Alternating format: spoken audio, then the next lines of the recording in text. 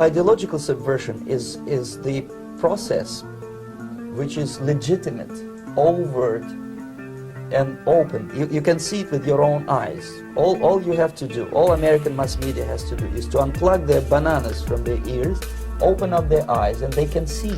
What it basically means is to change the perception of reality of every American to such an extent that despite of the abundance of information, no one is able to come to sensible conclusions in the interests of defending themselves, their families, their community, and their country. It's a great brainwashing process. We know social media companies are working around the clock to combat these disinformation campaigns. The task of identifying every bad actor is immense. And experts agree that new disinformation campaigns are being generated every day. This is a huge problem that's going to keep us from ending the pandemic and might even lead to the fall of governments, as we saw in the Arab Spring. If the solution means controlling and reducing access to information, I think it's the right choice. Yesterday, we saw Facebook get taken off the internet. I don't know why it went down, but I know that for more than 5 hours, Facebook wasn't used to deepen divides, destabilize democracies, and make young girls and women feel bad about their bodies.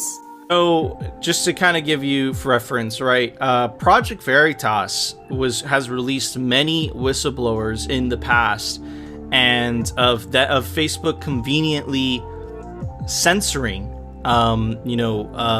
whether that's political opposition, right, or whatever. And none of those got the royal treatment of being asked to testify in front of Congress, and none of those whistleblowers got asked to speak in front of 60 Minutes, right? Conveniently, it happens to be the whistleblower that is actually asking the federal government, which is completely against the First Amendment, to censor Americans more. All of these leaders, they all meet in Davos. They all meet at the World Economic Forum and discuss how to essentially keep themselves elite and make an underclass of the rest of us. And that's what we're seeing come into play in real terms, in real time. The situation is disgustingly out of control. Most of the American politicians, media, and educational system trains another generation of people who think they are living at a peacetime. False. The United States is in a state of war, undeclared total war against the basic principles and the foundations of this system. You are not living at the time of peace. You are in a state of war, and you have precious little time to save yourself.